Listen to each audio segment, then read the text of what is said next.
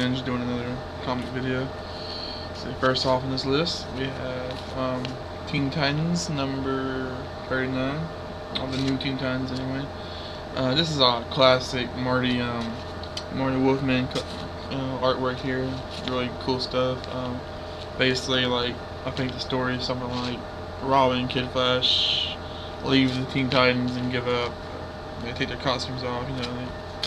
I like the artwork. It's it's got a huge white canvas in the back, and then it's just there's so much. There's not that much in the cover, so it makes it cool. Here we have 3D Man. Yeah, you heard that right, guys. 3D Man.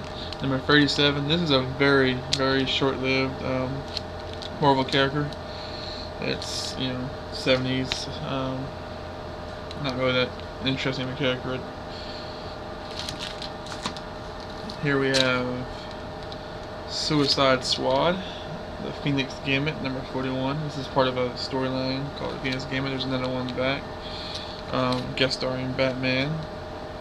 Just your average Suicide Squad comic. Suicide Squad was a really cool comic in the 80s. Basically, they took all these different villains, all these kind of like low class villains, and put them together in a little team and sent them off on missions that nobody else would ever agree to go on. Here we have Barry Bear, it doesn't say a number on it, but yeah, this is just like something I saw in the store one day, and it was like dirt cheap. I think it was like 25 cents, and it was kind of old, so I just took it. I'm like that. I'll just take anything if I can get a good deal off of it. Now on the back we have a Blue Devil comic, number 4.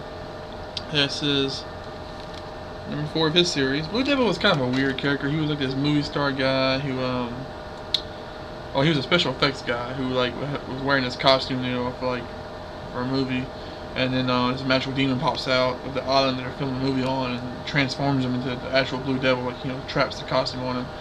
It was a really weird concept for a character. Excuse me. Then we have the Fang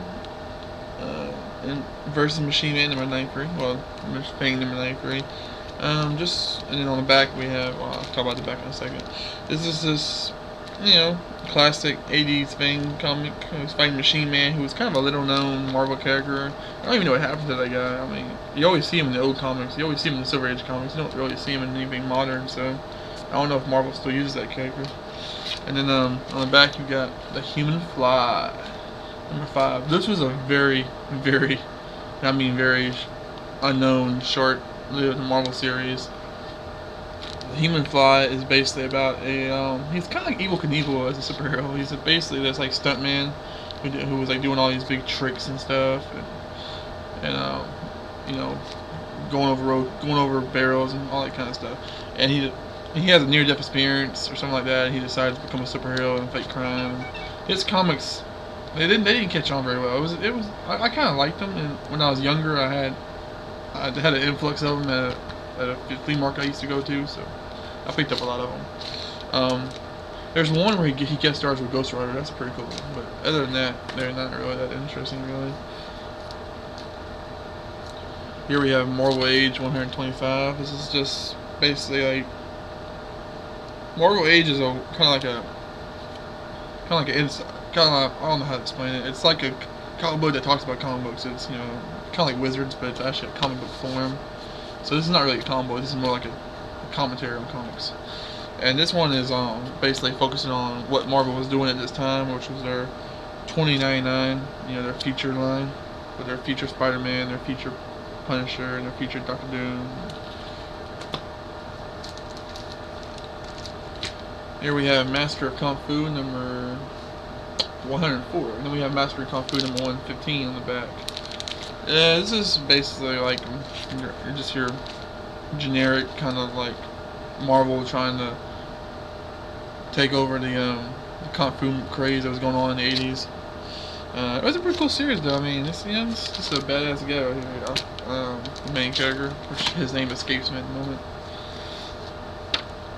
Then we have Crypt of Shadows number 11. I have no idea what this is about because I've never read it, and I really need to put it in a cover in a bag. But I don't think I have any Golden Age or Silver Age bags right now. And that's what this takes. So yeah, it's just looks like a this looks like a horror comic really.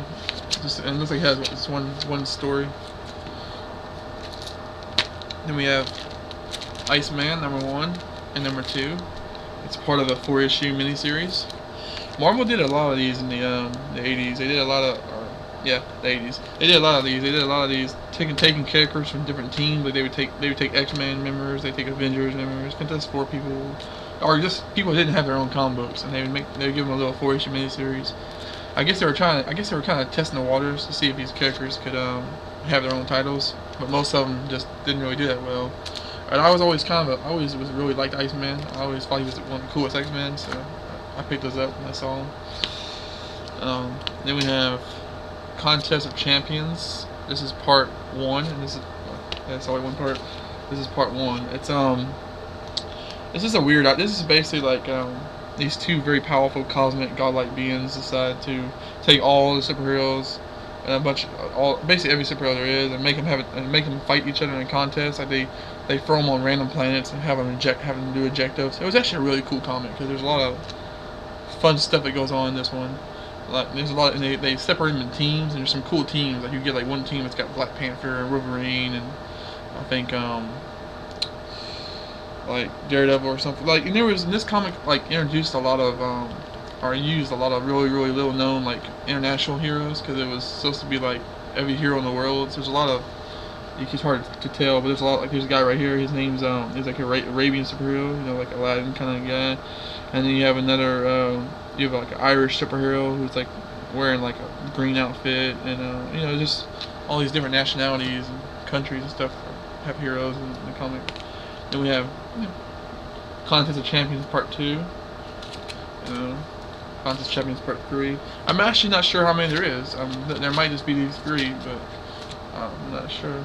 I think I only read Part 1. That was a long time ago. We have Who's Who.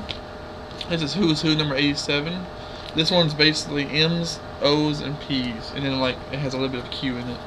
What Who's Who was like DC's way of it was a series of comics DC made that was explaining the history of different characters. They did it in alphabetical order. Like every issue had about maybe, I don't know, probably like 20 characters on it, and each page was a different character, and you basically got their, you know, you got their origin, you got their history, you got like their highlights of what they did up until that point. These don't even really matter anymore because DC's changed their history so much. I mean, it's impossible for DC to even have one of these that would be accurate. Marvel did one too. They're called Marvel Universes, and they're kind of cool. You know, you get, especially if you're like a really old like Silver Age fan, you would enjoy those. You know, getting information out of that. Some more Suicide Squads. Another issue part of that series that was earlier in the issue. I got to speed this up a little bit running out of time. Another Suicide Squad guest starring Superman and Aquaman. I don't even know what the hell this is. It's just an underground comic. Every once in a while I see underground comics real cheap in places and I pick them up. Obviously it's black and white. I don't really know what's going on in that comic.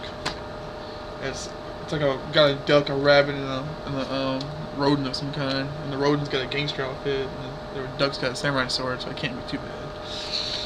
This is Legionnaires. This is like number 2. This is like a basic kind of spin-off book of Legion superheroes. I'm a huge Legion fan, so I'll pick this up whenever I can. Superman: The 10 Cents Avengers. This was like a promotional comic they did a while back, a couple years back, and it was like, you know, it was actually a 10 cents comic. It only cost 10 cents. And I